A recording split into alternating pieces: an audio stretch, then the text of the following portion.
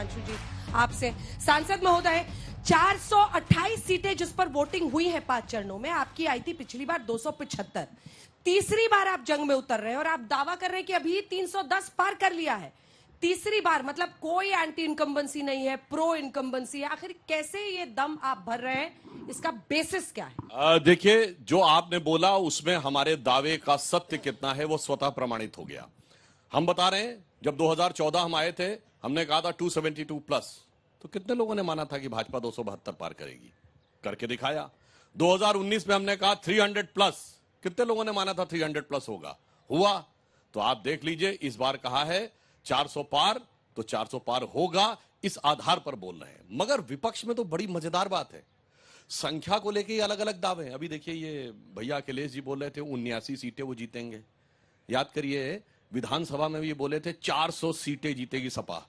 तो उनसे एंकर ने मजाक में पूछा था, बची 3 सीटें किसके लिए छोड़ दी? कहीं 3 सीटें बीजेपी के लिए छोड़ दी। तो 3 छोड़े थे, हम पाए 255। अब कह रहे हैं कि 1 छोड़े हैं, तो कितने पाएंगे आप खुद समझ सकते हैं। और इंडी गठबंधन, मजेदार बात देखिए, अखिलेश जी कह रहे हैं 140, अभी आपकी बाइट में दिखाया गया। राहुल गांधी कह रहे हैं 150, फिर प्रियंका जी कहती है 180-85, फिर ममता बनर्जी कहती है 195 से 200, तो कहीं कहीं खड़गे जी बोल देते हैं 200, तो केजरीवाल बोलते हैं 230।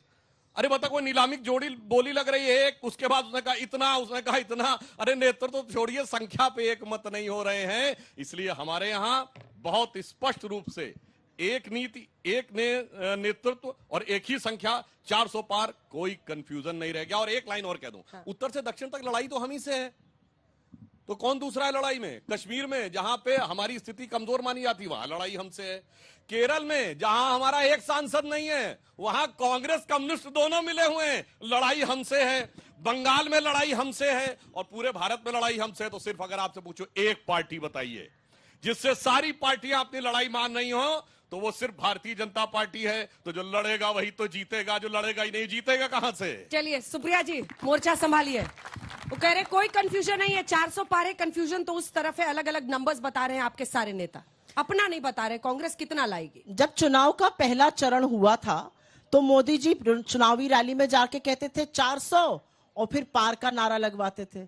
अब मोदी जी 5वें चरण तक 400 पार भूल गए, क्योंकि 400 पार ही बैकफायर हो गया, और 400 पार के नारे ने ही सुनिश्चित किया कि 150 पार होने के लाले पड़ रहे हैं। मैं लेकिन एक बात यहां पे कहना चाहती हूं, आपने शुरुआत में बताया कि मोदी जी वाराणसी पहुंच गए और अभी कोई नारी शक्ति संवाद करने वाले हैं, जहां पर 20-25 हजार महिलाएं आएंगी। उनका संसदीय क्षेत्र भी है।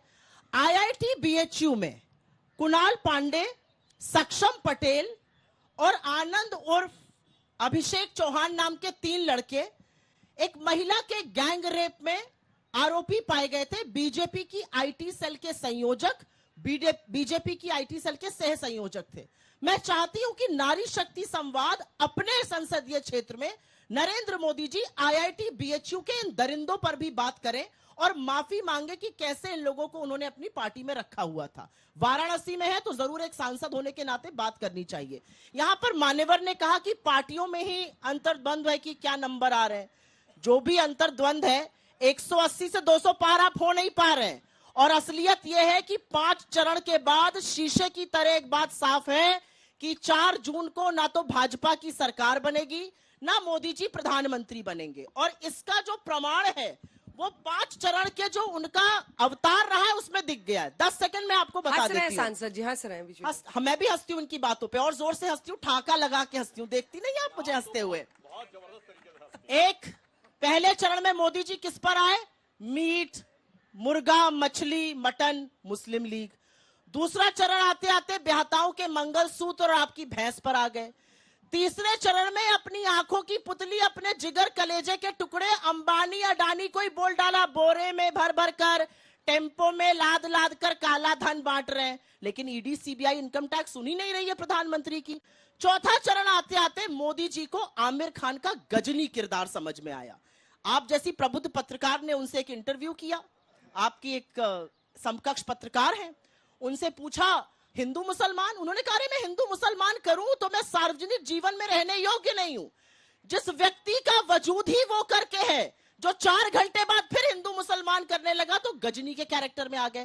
और 5वां चरण आते आते नरेंद्र मोदी जी और उनकी प्रोपोगेंडा मशीनरी उनको महाप्रभु भगवान जगन्नाथ का अनुयायी नहीं, प्रभु को उनका भक्त बताने लगी।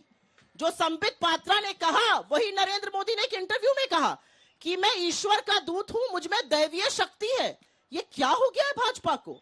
ये कहां का अहंकार है, कहां का घमंड है? और कोई अकेला ये, और मैं यहां पे ये जरूर बोलना चाहती हूं, ये प्रोपोगेंडा कोई अकेला प्रवचन नहीं दिया मिस्टर पात्रा ने। यही बात कहते हैं चंपत राय, ये बात कहते हैं देवेंद्र रावत, ये बात कहते हैं गिरिराज सिंह, ये बात कहती है कंगना रनावत। अरे हो क्या गया है भाजपा को?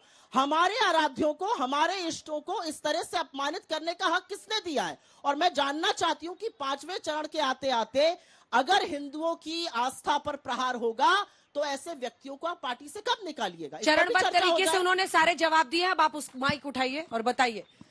देखिए, मैं कहना चाहता हूं, इन्होंने कहा कि वो गजनी का किरदार, तो भैया अब तो ऐसे ऐसे वीडियो आ रहे हैं राहुल गांधी जी के, गजनी नहीं गजनवी किरदार याद आ रहा है। पहले क्या था, आप क्या बोल गए? और तो और छोड़िए, कहा नहीं लिखा हुआ भूल जाते हैं। अपनी सरकार के समय की पार्लियामेंट्री कमेटी का लिखा हुआ भूल गए, नेहरू का लिखा भूल गए, इंदिरा का लिखा भूल गए, राजीव जी का लिखा भूल गए, और अब आके कहने लगते हैं कि नहीं साहब मैं कह रहा हूं तो मैं कह रहा हूं भाई छोड़ दो, पार्टी छोड़ दो, देश छोड़ दो, अपने खानदान का तो याद रखो, जो उन्होंने कहा था उसकी बात करें। इसलिए जिसको, मगर देश की जनता को सब कुछ याद है कि किसने कब बोला था, क्या बोला था, किस मकसद से बोला था। मैं कहना चाहता हूं, संबित पात्रा ने तो उस विषय के ऊपर तुरंत माफी भी मांगी है, उपवास भी किया है, और जहां तक भारतीय संस्कृति, हिंदू धर्म और सनातन धर्म के ऊपर इनके दिल में दर्द की बात है, तो मैं पूछना चाहता हूं, इरेडिकेशन ऑफ सनातन धर्म के लिए माफी मांगी जिसमें कहा गया हिंदू धर्म का समूल नाश? मैं पूछना चाहता हूं कि आपने कहा कि राम थे नहीं, उसके लिए माफी मांगी? आपने राम मंदिर का लौटा दिया इन्विटेशन, उसके लिए माफी मांगी? अरे भाई, कोई किसी को आमंत्रित करता है, जाइए ना जाइए, आपके घर में कोई शादी को लिख के भेजता मैं नहीं आऊंगा, ये तो सिर्फ अपमानित करने के लिए होता है ना। और तो और ये बाकी बात कहते हैं, इनकी 3 पीढ़ियां जाके बाबर की कब्र के ऊपर सिजदा करके आई हैं। 59 में जवाहरलाल नेहरू, 68 में इंदिरा गांधी और 2005 में मनमोहन सिंह जी के साथ राहुल गांधी, और किस ढंग से करके आई हैं सुनिए। उसके लिए इन्होंने माफी मांगी कभी? मुझे राइट टू अभी के 5, हाँ मैं दूंगी। हाँ। 5 चरण पे आइए ना। 5 चरण, 1960 में चले अब गए। तो अभी इनके देखना तो नेता 1950 वो में हैं जाएंगे। जहां जहां चरण पड़े संतन के तहता सर, मंटाधार सर, होता चला गया है। 138 साल है। के इतिहास में पहले ऐसे अध्यक्ष बने हैं जो 2 बार पार्टी को ऐसी स्थिति में लाए हैं कि मुख्य नेता विपक्ष बनने लायक संख्या कांग्रेस नहीं जुटा पाई है, और उसके बाद दावा इतना जबरदस्त है कि छोड़ के तो भाग गए। देखिए 2019 बाद छोड़ दिया उन्होंने, मैं अध्यक्ष नहीं रहूंगा। छोड़ दिया तो शांति से घर बैठते, कहते जो अध्यक्ष रहेगा वो चलाएगा। ना ना ना, न्याय यात्रा मैं ही निकालूंगा, ठीक है। फिर दूसरी वाली यात्रा भी मैं ही निकालूंगा। फिर संसद भवन में, इसी संसद भवन में राहुल गांधी जी बयान दे रहे थे, नेता